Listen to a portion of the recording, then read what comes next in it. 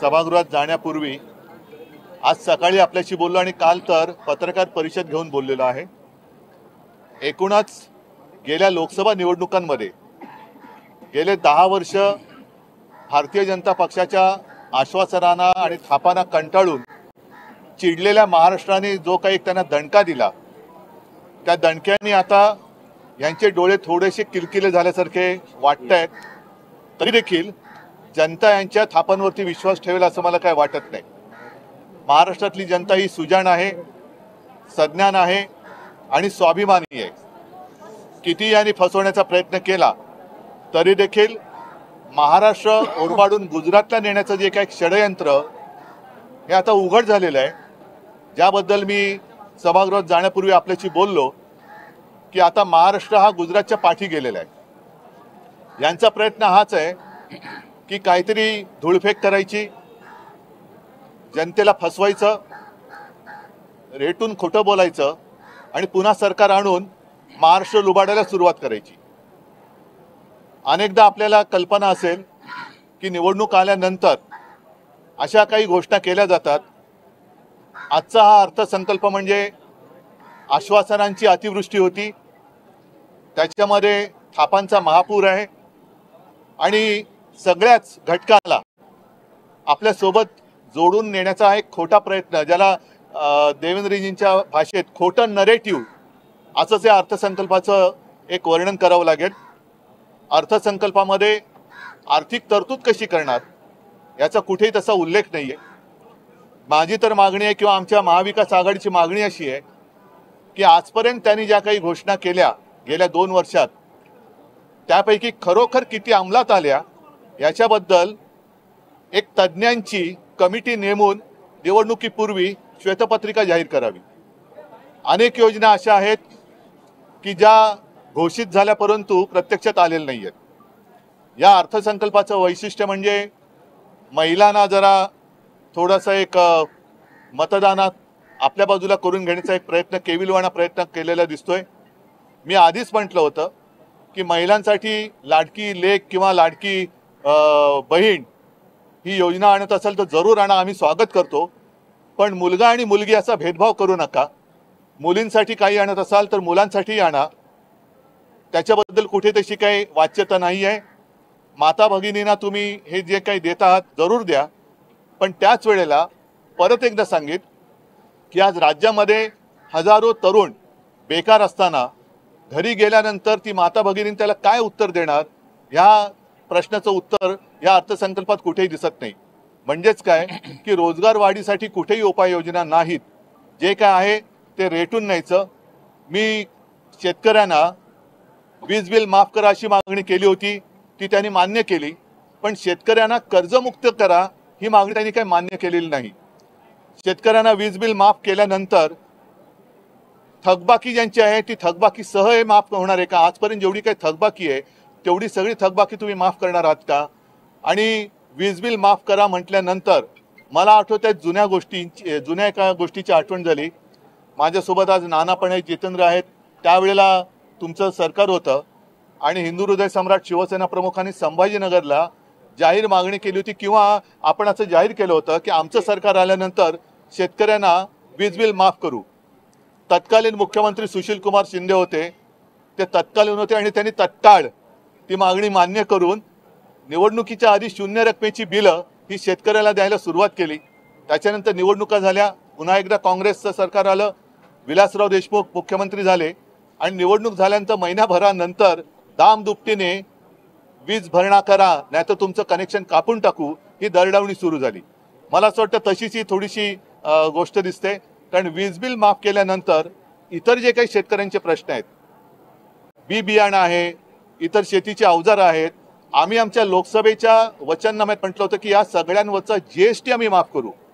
कारण शेतकऱ्यांचं जे गणित आहे त्यांनी सांगितलं होतं की तुम्ही म्हणजे हे केंद्र सरकार दरवर्षी 6,000 रुपये जर शेतकऱ्याला देत असेल तर साधी गोष्ट त्यांनी सांगितली होती की जर वर्षाला 1 लाखाचं खत शेतकऱ्याला लागत असेल, आता किती टक्के त्याच्यावर जीएसटी मला वाटतं थोडी कमी केली होती, आता 5% आहे, पण नाहीतर 18% जीएसटी खतावरती होती।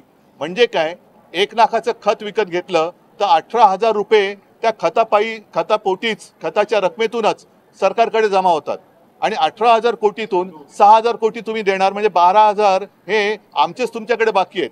असे सगळ्यांवरती म्हणजे बी बियाणे असेल, खतं आहेत, काही जंतुनाशक फवारण्या आहेत, त्याच्यानंतर कृषी पंप आहेत, ही सगळी म्हणजे शेतकऱ्याला एका बाजूने लुटायचं आणि दुसऱ्या बाजूने उदारपणाचा आव आणायचा. हा सगळा आव, हे सगळं ढोंग हे शेतकरी भोगतायत.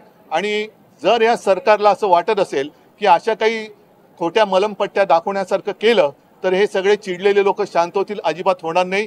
शेतकरी आणि संपूर्ण महाराष्ट्रातली जनता पुन्हा वाट बघते की विधानसभेच्या निवडणुका कधी होत आहेत. आणि मला खात्री आहे की ह्यांचं हे काही ढोंग आहे. आपण दरवेळेला असं म्हणतो ना की लबाडा घरचं अवतण, जेवल्याशिवाय खरं मानायचं नाही, तर हे लबाडा घरचं अवतण आहे.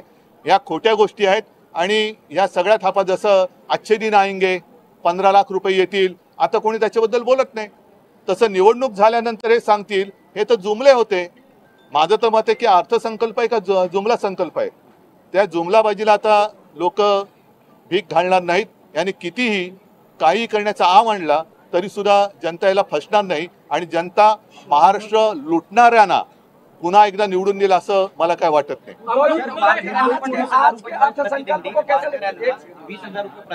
हो, त्यांनी वारकऱ्यांची, मी म्हणेन वारकऱ्यांचा अपमान आहे. कारण ही संत परंपरा ही अत्यंत निस्पृहपणे आपण जर का, कारण मी ती वारी एरियल फोटोग्राफी करताना पण पाहिले, प्रत्यक्ष वारीत चाललो पण आहे. त्यांच्याकडे त्यांचं सामानाचं काही नसतं. देहबान हरपून ते विठू नामाचा गजर करत जात असतं. त्यांना पैशानी काही देणं घेणं नसतं. पण आता ती सुद्धा विकत घेण्याची परंपरा हे सुरू करते की काय? कारण 1000 वर्षांची परंपरा आहे, 700-800 ते 1000 वर्षाची. आजपर्यंत त्यांना कुठेही तशी काही कोणी गरज लागली, कारण त्यांचं सगळं काय असतं तो विठुराय आहे. म्हणजे अनेक वारकरी हजारो लाखोच्या संख्येने तिकडे जातात. मंदिरात त्यांना प्रवेश मिळत पण नाही, कारण एवढी गर्दी असते की मंदिराजवळ पण ते जाऊ शकत नाही. पण त्या मंदिराचा कळस बघून त्याच्यात ते आयुष्य सार्थकी लागलं असं मानतात. त्यांना तुम्ही पैशाचा लोभ दाखवू शकत नाही. एक गोष्ट अशी आहे, मला वाटतं ते आणखीन कुठलं ते अल्पसंख्याकांचं मौलाना आझाद, त्याची तरतूद वाढवली. म्हणजे या सरकारने आता हिंदुत्व सोडलं का? या सरकारने हिंदुत्व का सोडलं? निवडणुका तोंडावर आले म्हणून या सरकारने हिंदुत्व सोडलंय का? त्याची तरतूद त्यांनी वाढवली, मग यांनी सुद्धा हिंदुत्व सोडले. योजना जाहीर केलेल्या आहे, परंतु त्यासाठीची जी आर्थिक तरतूद आहे ती कुठून करणार? आर्थिक तरतुदीबद्दल कुठेही याच्याबद्दल उल्लेख नाही. म्हणजेच काय, हे गाजराची पुंगी ज्याला म्हणतो, वाजली तर वाजली नाही तर मोडून खाल्ली, हा गाजरांचा अर्थसंकल्प आहे, गाजर दाखवण्याचा प्रकार आहे. आर्थिक तरतूद याच्यामध्ये कुठेही दाखवलेली नाहीये. आणि त्याच्याबद्दल आम्ही जशी माहिती आम्हाला मिळेल तसतसं येत्या काही दिवसांमध्ये सगळ्यांची सल्लामसलत करून आम्ही त्याच्यावरची मतं मांडूच. पण आर्थिक तरतूद कुठून आणणार? मोदी देणार आहेत त्या पैसे? मोदी पैसे देणार आहेत का? जर देश, माझं राज्य कर्जबाजारी होत असेल, त्याच्यामध्ये रोजगाराची नवीन संधी उपलब्ध होत नसेल, तर मोफत तुम्ही शिक्षण द्या, मोफत घरामध्ये पैसे द्या, पण करता करविता ज्याला म्हणतो, करतेपणा हा महाराष्ट्राच्या रगारगात आहे. महाराष्ट्र स्वाभिमानी आहे. महाराष्ट्रामध्ये कर्तबगार पुरुष आणि कर्तबगार महिला ही महाराष्ट्राची संस्कृती आणि महाराष्ट्राची परंपरा आहे.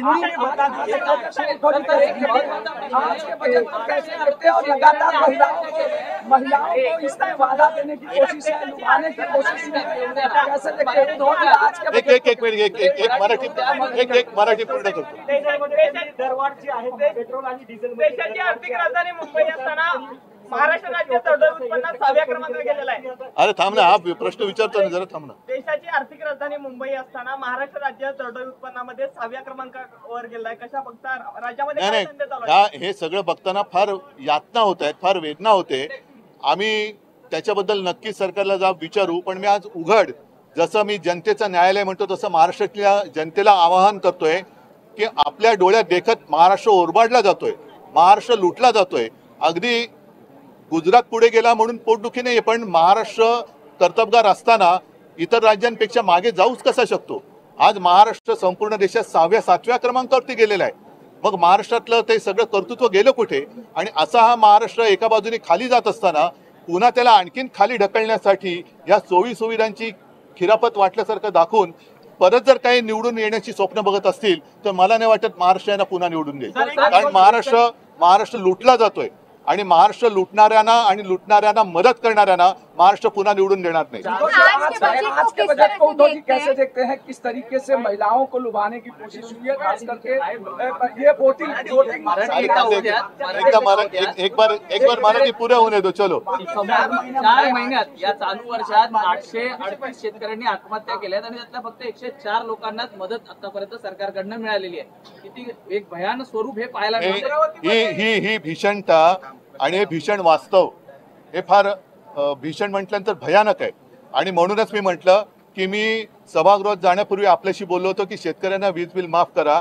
त्यांनी ते वीज बिल माफ केल्यासारखं दाखवलंय, पण किती काळ राहणार आहे, थकबाकीचं काय होणार आहे, आणि ज्यांनी आजपर्यंत आत्महत्या केले त्यांची घरं उजाड पडले. या शेतकऱ्यांना आपत्कालीन मदत ही पोचलेली नाहीये. पंचनाम्यांची थोतांड आणि पंचनाम्यांची नाटकं झाली पण मदत काही पोचत नाही. कर्जबाजारी शेतकरी जो झालेला आहे त्याच्यासाठी तुम्ही काय दिलासा देणार आहात त्याच्याबद्दल काही उल्लेख नाहीये. बोगस बी बियाणं हा एक विषय असतो. बी बियाण्या वाढत्या किमती, खतांच्या वाढत्या किमती, आणि त्याच्यानंतर सगळ्यात महत्वाचा की पीक आल्यानंतर हमी भावाचं काय. जर माल पडून राहणार असेल, मगाशीच कोणीतरी म्हटलं की दूध उत्पादक शेतकऱ्यांनी आज आंदोलन केलं. काल तर मला माहिती मिळाली की दुधाची भुकटी सुद्धा आता आयात केली जाते. इन्कम त्याच्यावरती ड्युटी कमी किंवा माफ करून सूर्यफुलाचं तेल आयात केलं जाते. म्हणजे कांदा निर्यात जो निर्यातदार आहे, शेतकरी आहे, त्यांची निर्यात बंद आणि त्याला वीज बिल माफ. मग पिकलं ना सगळं. तुम्ही एक गोष्ट करून चालणार नाही. वीज बिल माफ केलं तर त्याच्यानंतर ते जे काय उत्पन्न येईल, पीक येईल, त्याच्या पुढे त्याला किंमत कशी देणार. आणि परत एकदा सांगतो की अगदी मोफत शिक्षणाची सोय जरी केली तरी शिकल्या सवरलेल्यांना पुढे त्या शिक्षणाचं करायचं काय. कारण शिकल्यानंतर परीक्षा द्यायला गेल्यानंतर पेपर लीक होणार असेल तर त्या शिक्षणाचा उपयोग काय, आणि मग परत नोकरीचं काय. म्हणजे थोडक्यात की असं हे सरकार करू इच्छिते की महाराष्ट्रातलं प्रत्येक घर हे मोदींवरती अवलंबून राहायला पाहिजे. मोदी तुम्हाला दरमहा काय देतील ते देतील, घ्या आणि गप राहा.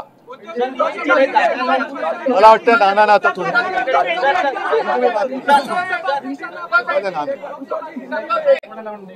जेव्हा इथे विधान भवनात बोलायला मीडियाशी